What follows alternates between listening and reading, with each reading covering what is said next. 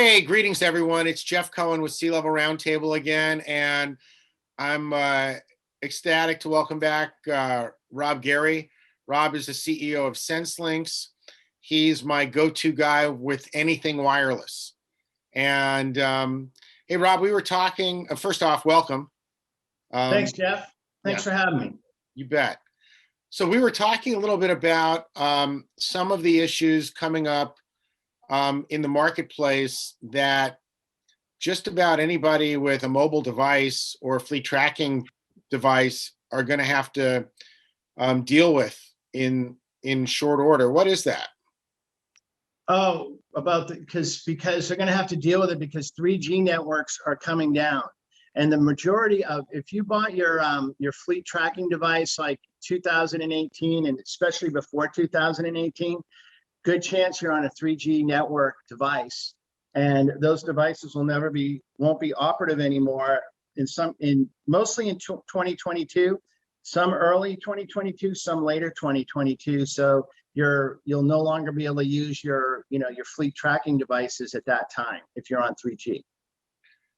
So what I'm kind of getting from that is, we all know that with technology, some people like to lead the pack and they're looking for everything that's 5G today. Some people like using what they have for as long as possible and they're on 3G today. What's the life cycle of this kind of technology? Do you have any examples people can, just so that they understand, what the natural life cycle is for this kind of stuff? Yeah. I think there's some good ones out there. I think one that a lot of people will know is like Windows XP technology, right? The operating system with Microsoft. So that came out, probably early 2000s, maybe 2001, and it was sunsetted in 2014. So let's say it had approximately a 14-year run from when it started to when it was antiquated and they stopped, offering it. So that's a good example compared to 3G technology. So I know that, for instance, Verizon launched their 3G in 2002. So taking it down in 2022, and right now they're showing end of 2022 as their date where they will disable the system. That's a 20-year run. So it's a good run for these type of technologies. And the warnings have been out there for years from the FCC that these systems are going to be sunsetted, and the individual carriers have been letting their customers know that they're going to be sunsetted too. So they've been telling people for years this is coming and giving them dates along, and things like that. So when you're looking at what they can and can't do, what are some of the expectations? For example, like I know 4G was introduced in 2009. So that's 7 years after 3G was introduced, and now in I'm going to say probably 2019 or 2020, 5G was introduced. So, what are some of the options for customers with their fleet tracking and their mobile devices that they can expect?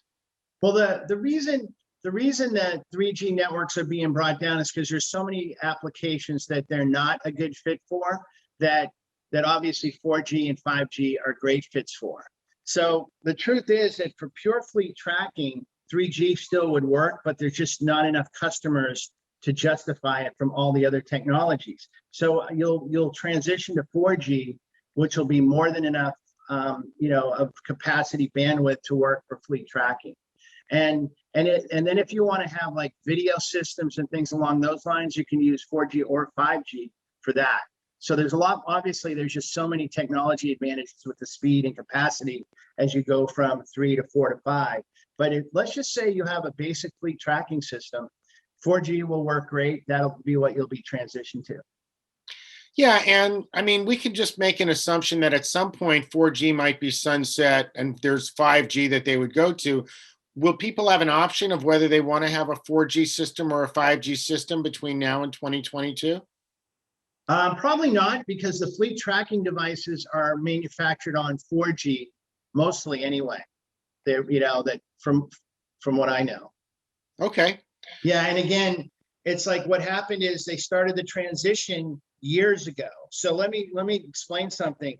They're manufacturing 4G units. All the fleet tracking companies are selling 4G products now. So the 4G has been sold for 3 or 4 years already. So when you're selling a new customer in 2018, if you had 4G in your arsenal, you're selling 4G. You were only selling 3G to people who already had it and wanted it for different reasons. Maybe there were certain features it had at the time that 4G ones didn't have yet or something, but that's all gone away. So there's no reason to get 3G anymore, and you can't get it, as a matter of fact. Right, or they're upgrading or adding new vehicles or something, and they Yeah. want to stay on the same kind of hardware. Yeah. Gotcha. So from what I'm getting at all of this, it sounds like 4G is going to have a life that's going to be at least another 10 or 15 years before there's probably some new technology that has an upgrade become a future possibility. And we all know when you buy anything that's electronic or computer related, it's going to get outdated at some point. The Right. fact that systems today are lasting 15, 20, 25 years, that's actually pretty spectacular. Yeah, no, it is. I agree. Well, good. Are there any other key points about the 3G upgrades that you want to make sure customers know? Yeah, well, I guess the big thing is AT&T's announced their date in 2022. Verizon's announced theirs. There's T-Mobile wants to shut down the Sprint 3G network as of January 1st of 2022. And there's some debate with the FCC. Some other partners of T-Mobile's or customers don't want that to happen. So there's some debate around that. There's some legal issues that they're all working through, and they'll probably have the FCC mediate. And then the one thing I don't have a date on yet is T-Mobile's own 3G network, not just the one they got from Sprint. It's expected to be in 2022, but I don't think that date is quite set yet. And the other thing to know is a lot of times these carriers have roaming agreements. So you could be with somebody that's going to like say a company is going to sunset at the end of 22, but they have some roaming agreements with another carrier. When that carrier goes down, that'll impact their overall coverage for 3G, even though they didn't sunset their network. And obviously, nobody's filling in gaps in coverage or anything like that. So there's no upgrades or anything happening.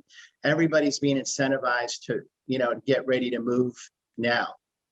Wow. So the 3G to 4G upgrade, it's a no-brainer. People are going to have to do it.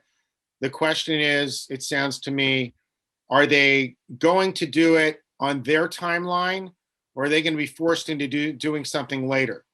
Yeah, and that's the key for customers, is to look at it now, see what it'll involve for time, effort, and money. And in many cases, partners like companies like ourselves will try to make it as painless as possible financially. We have programs for upgrading people to 4G and not charging them like they're a first-time customer, acknowledging the pain they have to go through no fault of their own. Got it. Well, Rob, this has really been enlightening. You guys reach out to Rob. His contact information is right beneath us. If you have any questions or concerns, or you're just curious about what it's going to take for your organization to make the leap. Okay. Rob, this has been really helpful. Thank you so much. Thanks for having me, Jeff. Always a pleasure. You bet.